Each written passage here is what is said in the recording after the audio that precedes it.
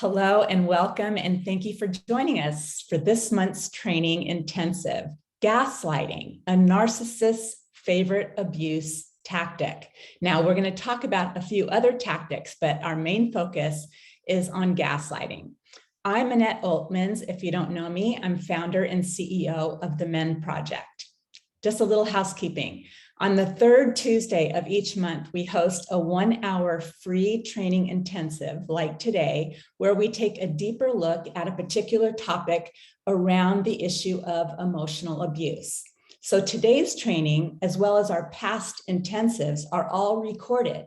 To watch them or to revisit today's intensive, please visit the training and resource page on our website at themendproject.com, where you will find links to all of our past intensives on YouTube, as well as to podcasts, blogs, and other resources you can download for free. Feel free to share any recordings you enjoy with your friends and colleagues. We love for you to do that. We know we're helping people, and we just love that you share our information with others. It's one of the key ways you can help men to have greater impact. And if you are watching the recorded version of this training, please be sure to put questions or your thoughts in the comments and hit the subscribe button. Before I dive into today's topic, I want to tell you about some upcoming training opportunities, and I'm really excited about this. Beginning on August 15th, we will be hosting 2 new training cohorts. One cohort is for victims or survivors of abuse and anyone who is in a high conflict relationship that just can't figure out what the toxicity or the dynamics are caused by in the relationship. If you have confusion and concerns, this cohort is for you. The other is specifically designed for those who might need to respond to anyone in an abusive relationship. So, for example, domestic violence advocates, or family or friends, or pastors at a church, or nonprofit staffers that are coming alongside people who may be experiencing abuse. Registration is now open, so to register or learn more, visit the training and curriculum page on our website at themendproject.com. And finally, I'm so excited that through a co-sponsorship with an organization called the Steve Frankel Group, we are able to offer our comprehensive training and provide up to 9.5 American Psychological Association certified continuing education credits for licensed therapists. This course begins on October 23rd. So visit our website to find out more information about how you can register. And if you are watching the replay, information about upcoming cohorts will be in the description box below on YouTube and in the comments on Facebook. Excuse me one second. Okay. So a little bit about the training before we get started. These 7-week interactive online courses teach you all about psychological abuse, emotional abuse, mental abuse, trauma, double abuse, and other related topics, like therapy when you are in an abusive situation. So many expanded topics in the 7-week curriculum that will help participants gain further understanding and insight, as well as trauma-informed and healing ways to respond. It takes about 30 minutes of reading per week, and then a 1-hour live session where you can have questions and answers, and it's very interactive. As we go through this time together, I want you to please put any comments or questions this time that I'm talking about. Now we're back to the current time. If you have any questions or comments that you have regarding this material, put it in the chat box so we can address it during our open question and answer time at the end of this session today. And if you want to ask it privately, anonymously, please simply reach out to Jill Rice through the chat, and she will protect your privacy while asking the questions. Please don't wait to ask your questions. As soon as you think of them, post them in the chat box. that's helpful to us. And those who have registered for this intensive will receive the recording. So if you need to leave early, please know that you'll be able to review anything you might have missed. Okay, so let's get started. Today, we are going to talk about gaslighting, a narcissist's favorite abuse tactic. Gaslighting is a term many of you have likely heard. It's frequently spoken and written about, but it's often misunderstood. So let's first define gaslighting. The dictionary definition of gaslighting is to manipulate someone by psychological means into questioning their own sanity. It's a form of psychological abuse used by narcissists in order to instill in their victims an extreme sense of anxiety, confusion, to the point where they no longer trust their memory or their own perception or even their judgment. The techniques used in gaslighting are similar to the techniques used in psychological warfare and are very effective and destructive. Through gaslighting, the abuser, who is often a narcissist, but not always, let me just say that all narcissists are abusers, but not all abusers are narcissists. That's for another conversation. But the narcissist, or the person using gaslighting, systemically replaces the victim's reality with a false reality, eventually shutting the victim down completely, where they become a shell of their former self, just lost in confusion. Gaslighting is an extreme form of psychological and emotional abuse. Gaslighting is intentional, it is progressive, and it is manipulative. Okay, so 1 second here. Okay, I would like to now address the stages of gaslighting. Gaslighting, like abuse in general, escalates gradually over time, making it subtle and hard to detect. When something is just subtle over time and it increases, it's not so obvious for the victim to understand what's happening to them.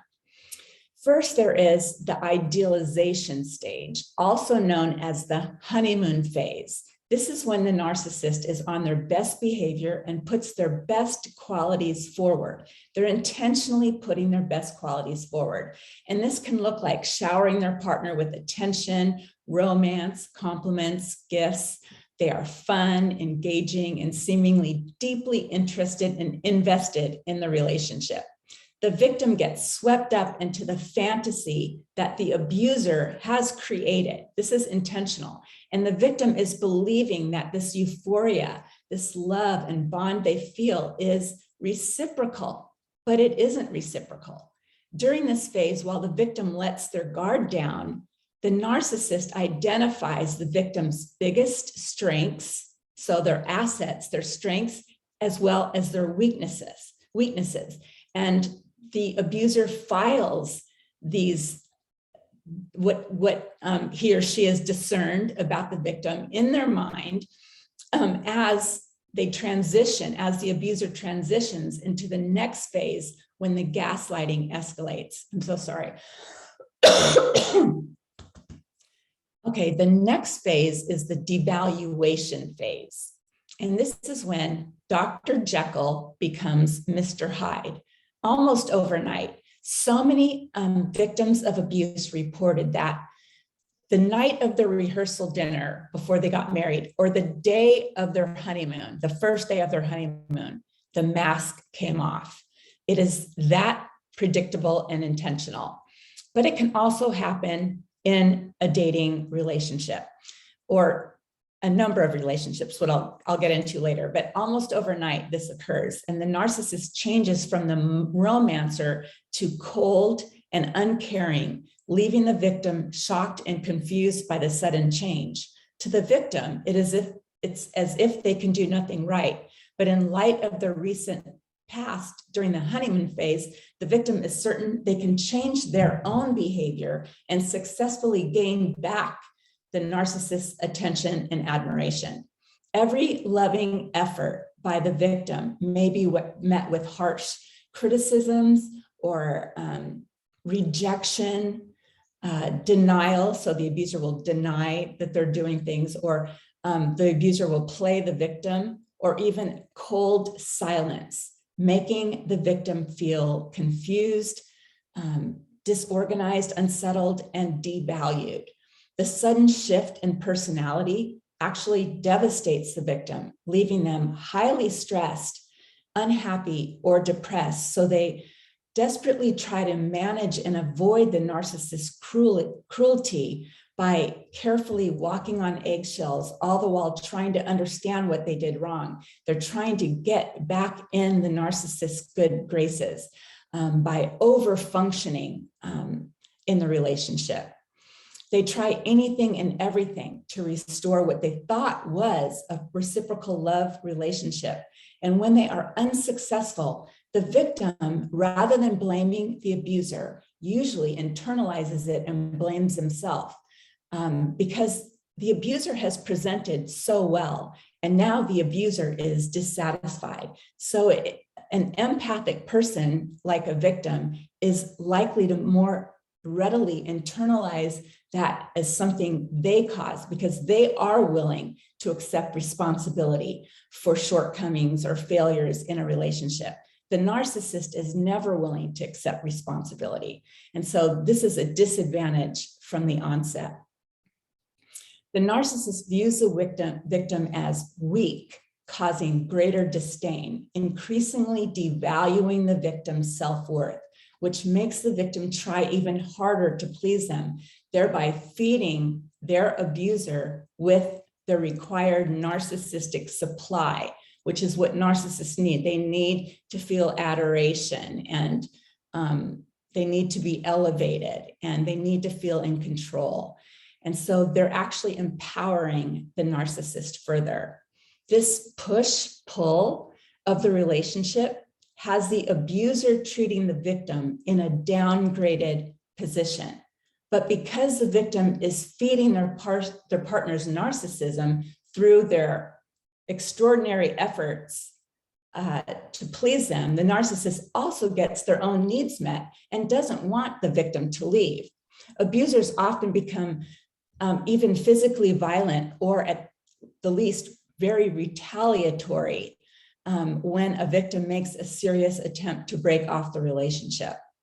If the victim merely threatens to break off the relationship because of the maltreatment they are receiving from the abuser, sometimes the abuser will cycle back into that love bombing idealization phase to get the victim to recommit to the relationship.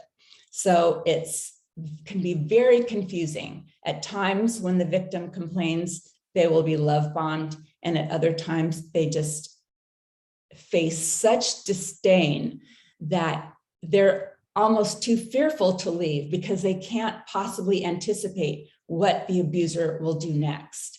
There's like no bar that will encapsulate what the abuser is willing to do. That's what victims feel like. I have no idea what he or she is capable of. Okay. The discarding phase is the next phase. By this phase of narcissistic gaslighting, the victim is already dependent on their abuser, who has lost any respect towards the victim or has gotten to a point of complete disdain for the victim due to the victim's overdependence on the abuser, and maybe due to the victim's removing some of their narcissistic supply. So there can be multiple reasons, but they lose respect and they no longer are seeking to gain the victim's approval like they did early in the relationship. So the victim is hooked by the cycle of love bombing that occurred, causing the victim to reach to the abuser to meet their needs. So if you consider this, the abuser is harming them, but they're reaching out to the very person who is harming them to meet their needs in this experience where their hope is continually dashed and it fails. And so these needs are mostly left unmet, unfulfilled. And the onslaught of covert behaviors used to gaslight the victim during the devaluation phase has left the victim questioning their own perspective and reality. They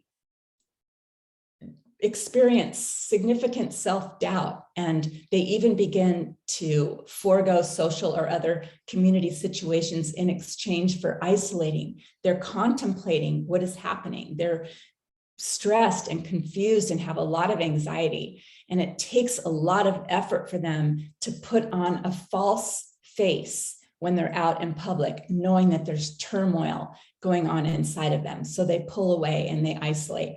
And this satisfies the abuser because they usually, not always, but they usually want their victim to not be associating with others because they want to have their complete attention and they want to control their feedback that they may be getting from friends. So the victim is left trying to figure out what went wrong and remains desperate to remedy the relationship and return to how good things once were in the idealization phase. And the narcissist bullies the victim with either the silent treatment, which is what we call in covert emotionally abusive terms, withholding. Withholding is one of the most destructive forms of covert abuse. And this is what the gaslighter will do. They will punish them with the silent treatment or incessant arguing, resisting any attempt by the victim to resolve a conflict.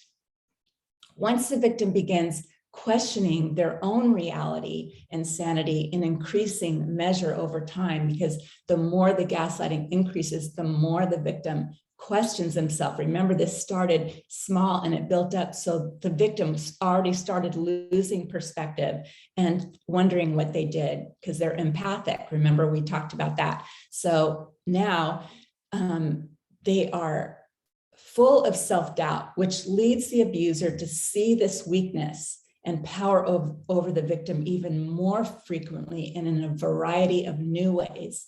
And the progression makes it difficult for the one being harmed to know what the truth is. At one time, the abuser was so warm and caring, showing a good heart towards them. And now they are cold, argumentative, critical, and behave in a manner that communicates disapproval and dislike. Where the victim once felt supported, they're now experiencing continual rejection and even antagonism, but they don't understand why. When the one being gaslit tries to have a conversation about an issue or a problem that needs to be resolved, by questioning them and trying to find solutions to the toxicity in the relationship, they're met by the abuser with a hardness, like just a hard heart, silence, or even attacking. And the change in the abuser, who was once so overly available and seemingly caring, keeps the gaslit partner wondering if this will pass. Maybe they're just having a bad day, a bad month. They have anxiety on their job, or they look for other excuses. And they hope that they will return to the person that they originally knew. And remember, the abuser transitioned gradually, like I've said. So the victim was slowly groomed in a manner that the victim is more likely to doubt themselves and blame themselves rather than identifying the destructive behavior that their partner is displaying. Victims will often conclude that something is intrinsically wrong with themselves. I remember feeling this, that I must not be lovable. Why am I not experiencing reciprocity? Why am I not experiencing empathy? Maybe I don't know how to communicate, things like that. Maybe something is intrinsically wrong with me. They're desperate to resolve the detachment that they're feeling from the abuser, because we all want a secure, healthy attachment where we feel really safe. And so this is deeply rooted inside of them wanting to regain this attachment to no avail. Gaslighting isn't always severe. It can be very subtle with statements such as, "Oh, you're so sensitive." "Oh, you can't do that. I'll do that," in a way that's crippling to the victim. I remember hearing an abuser say, "Well, to others. Well, from my wife's perspective, she thinks it's all my fault. And the last I heard, it takes two people to cause a problem. That's gaslighting and scapegoating the victim to others. So it happens in multiples of ways. But the abuser will move things around the house, even change something in the house, and then deny they did it. It's really a deviant way to keep the victim confused. There was another victim that came to us and talked about how her husband would say, "Are you fused today?" Mocking her confusion, knowing that he was intentionally confusing her. The abuser may even say something and then later deny even saying it. This is very common. The abuser will blame shift the victim and say, "You said that, I didn't. Why are you blaming me for that? That never happened." And the victim may argue with the abuser about what really took place, but the abuser doesn't back down. And this commitment by the abuser to hold fast to his version causes the victim to further doubt their own perspective. Why is he refusing? I mean, am I crazy? You just start to doubt yourself. Often it's so subtle that the victim will rationalize these types of statements, though knowing inside it doesn't feel good or something about it feels seriously off. Even when subtle, it still has severe consequences. So even when gaslighting is subtle, it still has severe consequences. Over time, their confidence is worn down in a way that they begin to lose trust in themselves, which is grooming them to be gaslit in even more extreme ways. And so at the end of it, they're just a shell of their former self.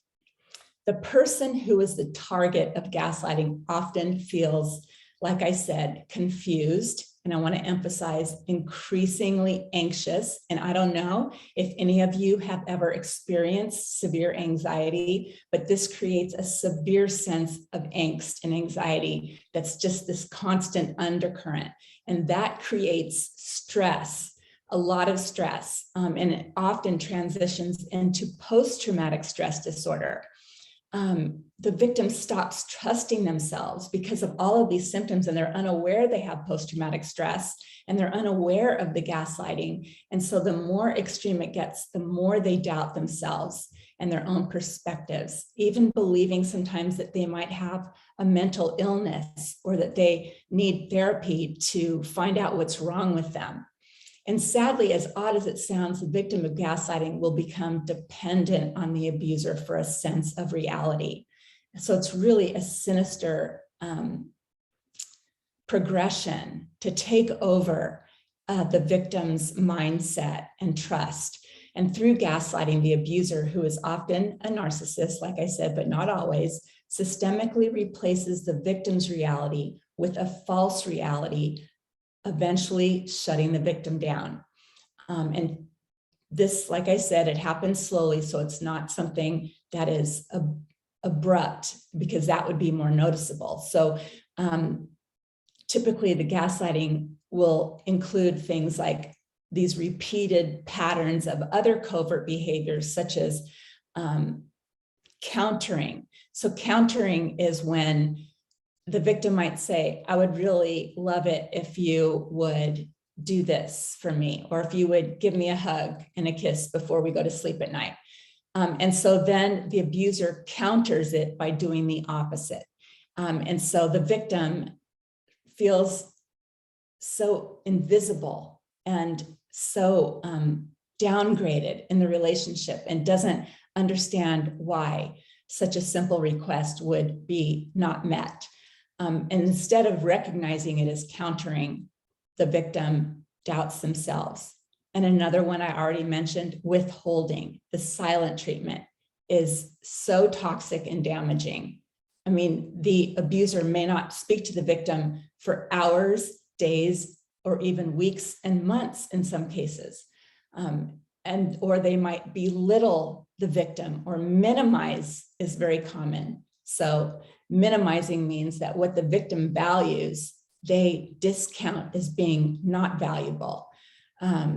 that's often where they'll get the statement, "You're too sensitive," because what the victim valued, like, "Don't joke at my thighs" or something, "You're too sensitive." It plays out in that way. So what's important to the victim is erased. The abuser will use denial, lying. They just won't acknowledge, they won't accept responsibility, or they'll change the topic, and they won't even address what the victim is raising as a point of concern. They just divert, they stonewall the conversation, and so forth. In whatever form it occurs, gaslighting is thought as one of the more toxic forms of emotional abuse. Along with losing their perception of reality, questioning their sanity, and doubting their memories, a victim who is gaslighted over an extended period of time will find themselves in a constant state of stressful confusion and self-doubt, like I mentioned, which leads to post-traumatic stress. And the intention is to little by little target the victim's brain, their confidence, their self-esteem. And eventually the victim of gaslighting would become very insecure, emotionally even unstable, anxious, depressed, not only at home, but also at work, at school, or in other roles that they assume. So this spills over into other aspects of their life. And the tactic of gaslighting, if not stopped, will effectively make the victim feel blame-worthy, powerless, and crazy, as well as force them into isolation and depression. So although we may experience gaslighting from many sources, it's one of the most common tools a narcissist uses.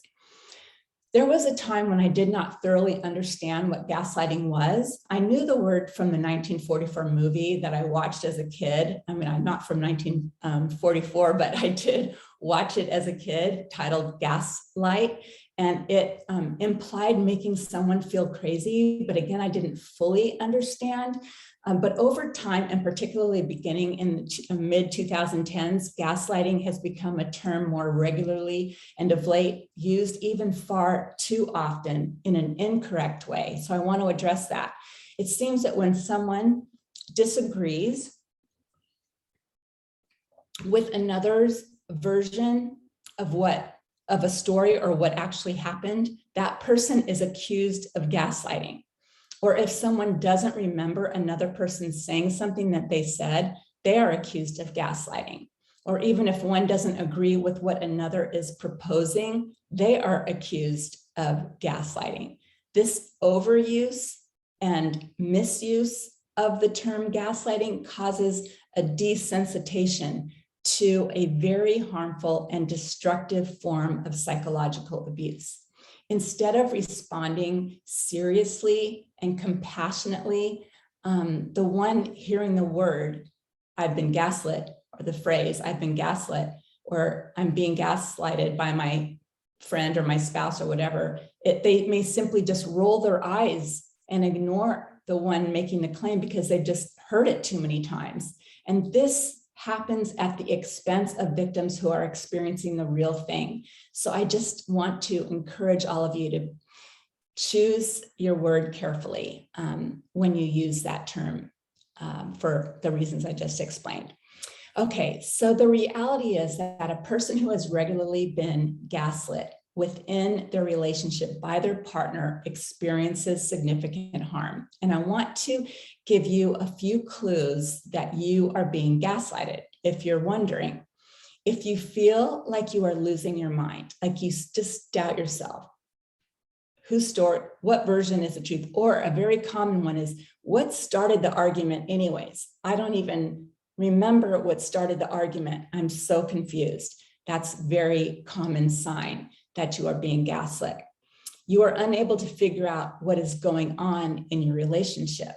So in a normal relationship, and I use that word loosely, but in a normal relationship, you will be able to unpack the problems that are causing discord in a relationship. But when you're dealing with a narcissist, you will have a tremendously difficult time unpacking what is actually going on. And so if you're having trouble understanding I really encourage you to join our training intensive, our cohort for victim survivors and those in complicated relationships. Oh, okay. The next point is if you are in an ongoing state of feeling confused, or if you constantly second guess yourself, or you continually apologize. Oh my gosh, I used to do this all the time. I'd apologize to the point of apologizing for every little thing I could think of. It just was an automatic thing. I'm sorry. I said it to everyone. I was just so full of self-doubt. You lose trust in your own judgment or reality. It is difficult for you to make the simplest of decisions. You have a hard time making a decision. You don't want to make the wrong decision, so you really overthink it. You often ask yourself if you are being too sensitive. Now, that is a telling question because we are allowed to have our feelings. We are responsible for our feelings, but we are allowed to have feelings. And if you don't want to be joked at about your body parts, that is a reasonable request. I'm just going back to that example. Another one is if you regularly defend your partner or lie to family and friends to protect your partner because you don't want anyone to look and recognize that there's toxicity in the relationship. And you are still wondering if the problems in the relationship may be your fault. So it can be from either one of those reasons. Or you feel hopeless. You feel depressed. You have a lack of joy. You feel worthless, unloved, and maybe even incompetent, like you're not capable of carrying out the responsibilities of an emotionally intimate relationship because you aren't experiencing emotional intimacy. You are more and more uncomfortable in social or community settings. You choose to isolate yourself when you never used to. You feel like you are a shadow of your old self. You feel like something is intrinsically wrong with you. You feel that since you don't deserve or receive, let me say that again. You feel that since you don't receive empathy, that you must not be lovable or deserving, or maybe you feel you don't know how to do relationships. You're so questioning yourself. You wonder if you even know how to communicate in a relationship in a way that your partner can understand. These are just a few of the signs that you're experiencing gaslighting and covert emotional abuse. You may also recall your partner saying things like, I've said this before, I'm going to say it again, don't be so sensitive. That never happened. Are you sure you're okay? I'm worried about you. You seem unwell. These are phrases that are intended to make you question your own sanity.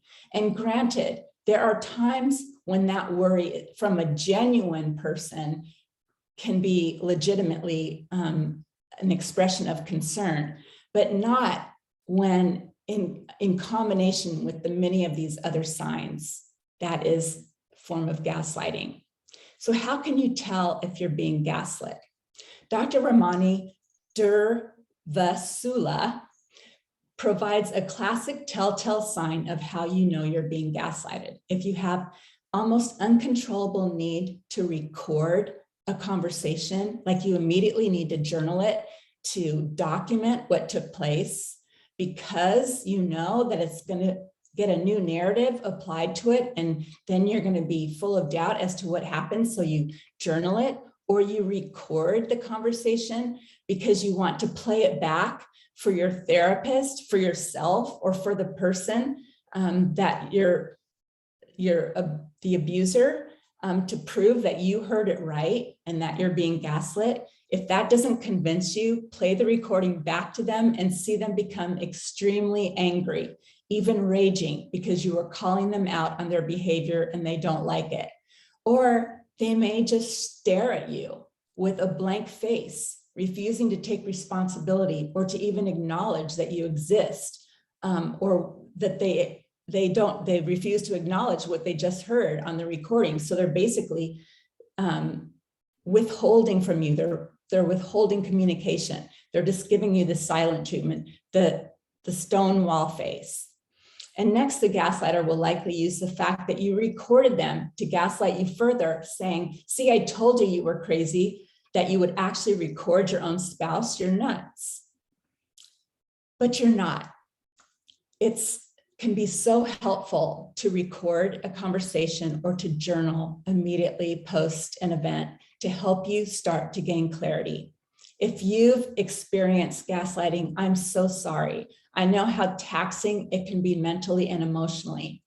Before I close out our time together, I want to instill hope here for you. Many survivors of gaslighting and narcissistic abuse are able to successfully emotionally detach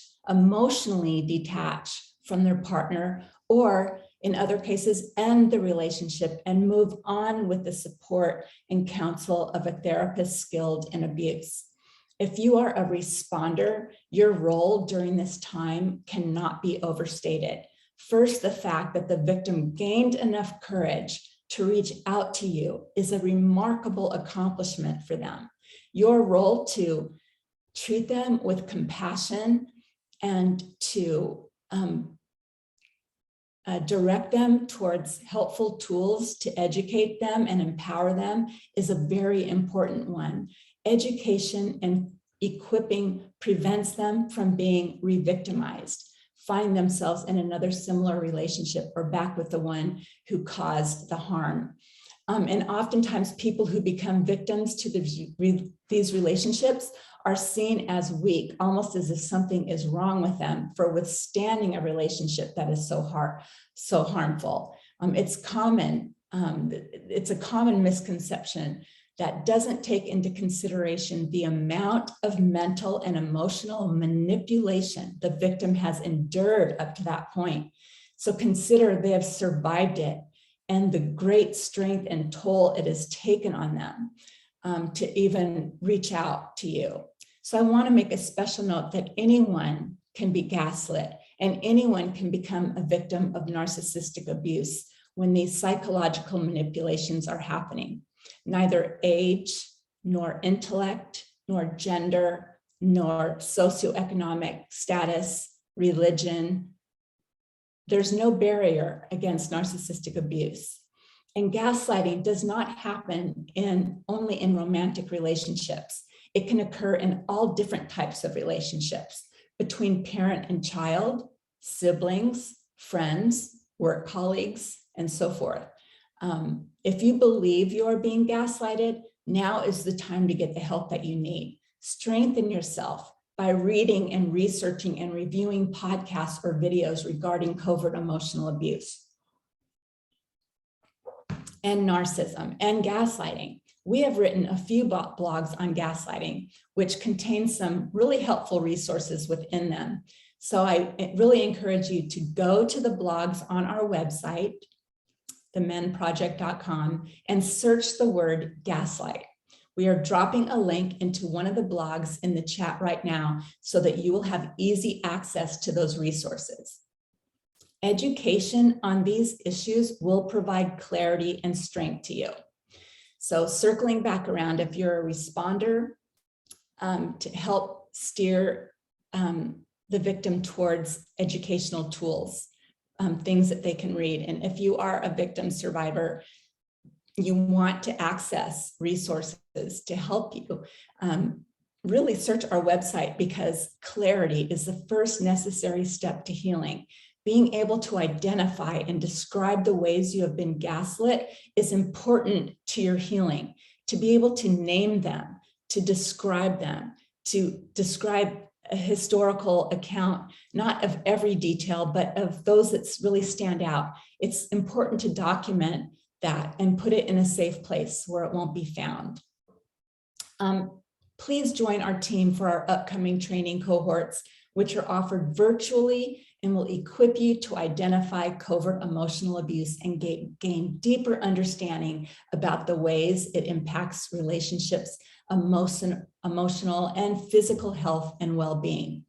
Remember, if you are watching the recording, information about registration and training dates can be found in the description or comments section. And finally, please subscribe on our website to receive our training updates and to our YouTube channel. Invite a friend and spread the word. So now as we close, I would love to take time for any questions you may have. Please feel free to drop them in the chat at this time. Hi, Annette. We have a number of questions here. So we will do our best to get through all of them with the time we have left. Okay. We love your participation and interaction. So thank you. Absolutely. For engaging. So the first question is this always known by the abuser, always intentional? Because in my relationship, I'm relating with all of the ways, all of what you were saying, Annette, at the beginning, yet this person is not able to imagine that he is doing it intentionally. Does this make sense? She asked. I've been married 45 years and I'm waking up to my abuse since 2021. And this person's okay with naming him a narcissist, just can't quite understand gaslighting being intentional in that context. Well, okay. That's a really important question. First off, if you go back to, I know that your relationship is 45 years, but if you go back to the very beginning and there was this, love bombing and this attention and so what makes up the mind of an abuser, one of the things is image management. So they really want to put out a good image and they care about that image to others and they project a positive image to win you over. So then when that might be subconscious, but it drives it is a motive that drives their actions. And so how subconscious is it? The same thing with denial. So your spouse is denying it. Denial can be, don't even know I'm a liar to myself, because what's more important to him is managing his image and not taking responsibility. Narcissists hate to take responsibility. It just requires that they face into their actions. So they would rather sugarcoat it and make it less of an issue. But your spouse can have conversations with people outside the marriage and not gaslight them. And yet he gaslights you. So he knows what he's doing. It is a choice. He is minimizing what you're saying. He is trying to erase your concerns. So he doesn't have to face responsibility. And so gaslighting is just one of the tools. And there's probably a myriad of other tools that you can learn on our website or in our training. And I hope that answers your question. That was really helpful, Annette, to explain it that way, because it's hard to imagine it's intentional, but it's all part of, it's kind of what you're saying. It may not be that intentional one action, but it's intentional in getting the victim to the position they need them to be in. Mm-hmm. Really, really important question. Okay, so next question. And this question, there's a little clarity on it, so I'm going to read the question, then share a little bit more. So how does the questioning of one's own sanity show up with children, since they literally have no idea what gaslighting is and how to process it? And so just to get a little bit more clarity, like how that would show up in their behavior, since they aren't, the little adults, how does it look different for them? Okay, I'm not sure I understand the question. Are they saying that the child is being gaslighted, so how might it show up, or the parent is being gaslighted and how might that show up with the children? And that's a great question. Why don't you answer that second part of your question as they are witnessing it happening between parents, and then let's see if this person wants to clarify a little bit more. I think that, children can become just as confused, but there are also those who can see what is happening and recognize what's happening. And that's why you hear some children just say, I want you to divorce so-and-so because they mistreat you. They're constantly mistreating you. They're constantly blaming you.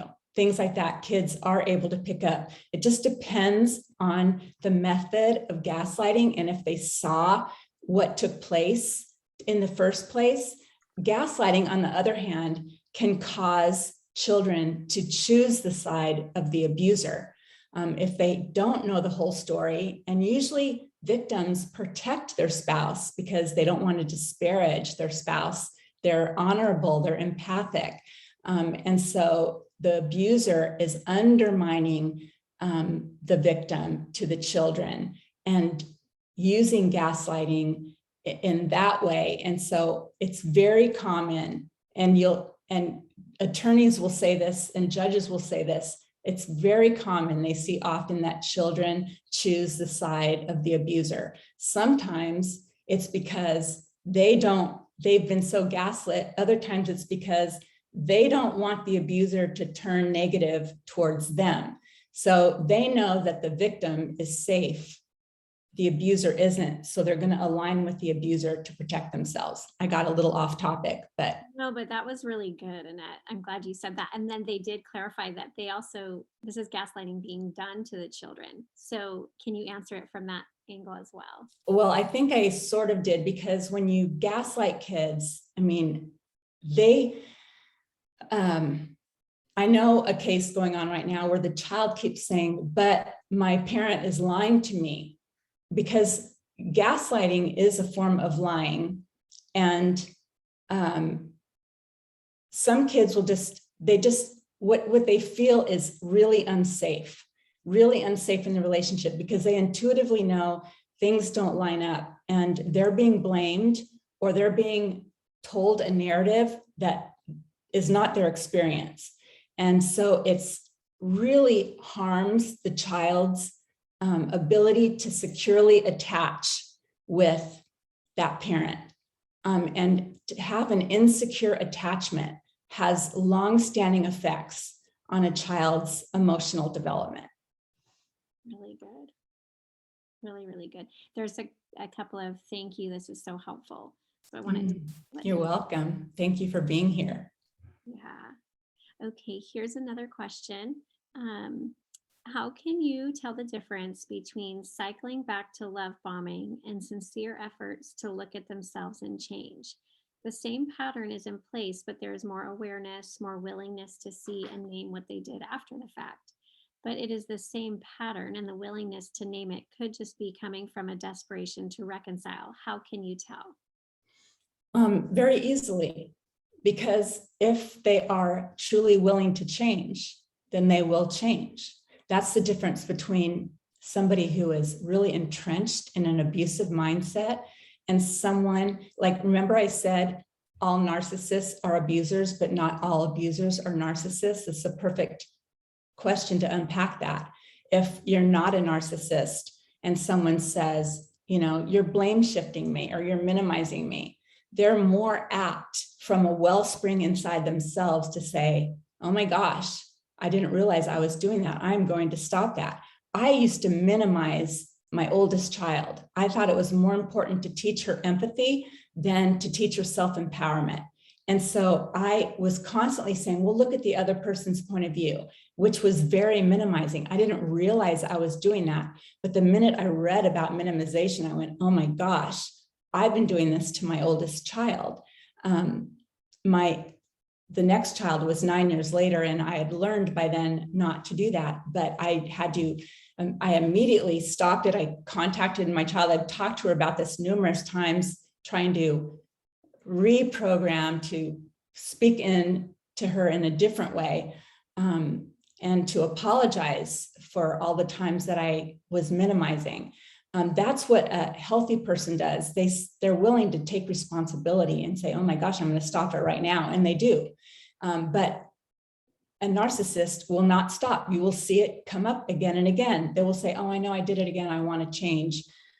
Sorry, honey, whatever. But the apologies are not met with change. So I say, if you see long-standing evidence of change, not just words saying they're going to change, not the ing, I'm going to change, I'm changing. No, it has to be I did, I've changed, ed, I've changed, and you have to recognize that. Yeah, very good. And then here's another question regarding real gaslighting behavior or behavior that isn't necessarily gaslighting. So, can you help give a few tips to help distinguish the difference between the two? Let's say, and I'm not sure that's just the I'm question. not sure I understand the question. I want to understand the question. Yeah, so I think this kind of ties into what you were saying, Annette, that we all can do things like minimize or do things maybe even unintentionally, and then once we realize we've done it, we correct it or we work to correct it. It's a process. This question is, can you give a few tips to help us distinguish between real gaslighting and behavior that is not necessarily gaslighting? Well, I would just say that if let's say you feel gaslit by somebody who says, that's not what happened, but you haven't experienced that from them before.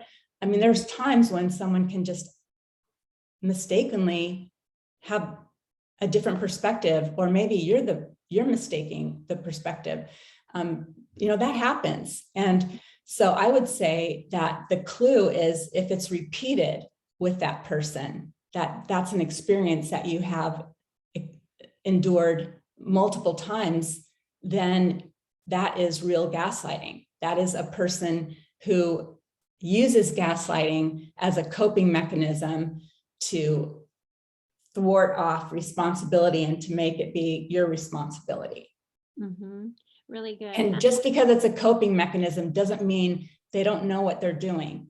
It doesn't mean that they're not responsible. It doesn't mean that you should endure that and help them understand that is their choice and you're operating by your choice. And so it's important to recognize behaviors. So look at the actions. You don't have to necessarily judge the character, but look at the actions. So if somebody repeatedly lied to you, you would say, my partner repeatedly lies to me. I can't trust what they say to me. That is just your observation of actions. And that's what you base your judgment on. That's how you discern whether it's safe or not, is based on their actions. Yeah, really good. And as you were answering the question, I couldn't help but think of how we often talk about how people in these types of challenging relationships live in chronic states of stress and confusion. And it's really, really hard to distinguish what is that behavior and is that really happening, and that is of no fault of your own. So like Annette just said, look at actions as best as you can. That is your best indicator. I love that you said that. Yeah, thank you for reminding me of that, because when you are in that state of stress and confusion, you actually develop what's called fragmented thinking. You have a hard time connecting the dots consistently throughout a conversation. It gets fragmented. Especially if you're being gaslighted, then you just don't even know what's happening. It's a part of post-traumatic stress. And you become dysregulated. So you might overreact, which then makes you feel guilty. And the abuser is going to make you feel guilty, like you called me a jerk, even though they were acting like one incessantly and gaslighting you, and you react and say, you're such a jerk. Now, suddenly you're the bad person and you feel guilty for that, which confuses you even more. So it's really important to recognize what you are feeling in your gut and use that feeling as an identifier that maybe you need to seek therapeutic help, or you need to do some research to really understand more thoroughly. You need to counteract the confusion with clarity. That's what I'm trying to say. Really good. Really, really good.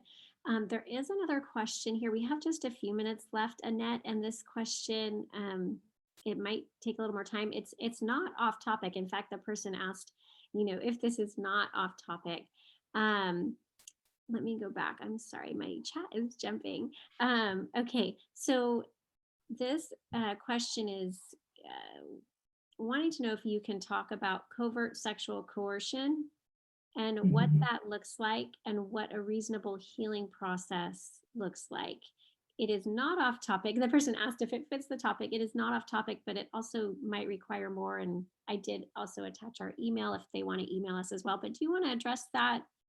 Well, I mean, I don't know exactly in the exact form that there's sexual coercion, but usually, let me just bring up an example. It doesn't have to be exactly what you're experiencing, but if there's a lot of pressure to have sex when you don't want to, or if there's a guilt trip being laid on you, like, if you don't have sex with me, I'm gonna have an affair. You can't deny me. You need to submit to me. It's your body isn't just your body, it's our body, and all the justifications that are used to coerce someone into sex when they don't want it.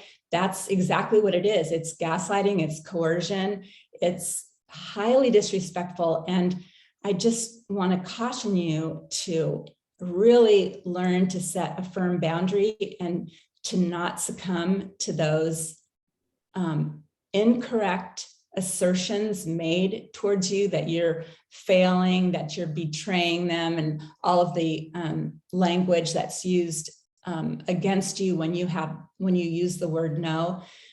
It's very undermining. And when you are violated in that most sacred of space, in physical intimacy, it has far-reaching effects on your emotional and physiological well-being. It affects your identity, your sense of control over your own body, your sense of identity, and that has far-reaching effects, worse than emotional gaslighting, because you lose control over your own body. Your voice doesn't matter over your own physicality. And like I said, I just really encourage you to get help, because it's far more detrimental than you may think. And it's sadly so common. Mm-hmm. Yeah, it's a really good question, really prevalent one. And I think I've addressed all the questions. If I've missed your question, I'm sorry, we had a lot, which is amazing, and we love that. But if I happen to miss your question, please email us at info@themendproject.com and we will address it there. Yes, we answer every email. All right, well, thank you so much for being with us at this month's intensive. We look forward to next time, and I hope you join our training. I promise you will glean a lot of valuable information. Take good care. Bye, everyone.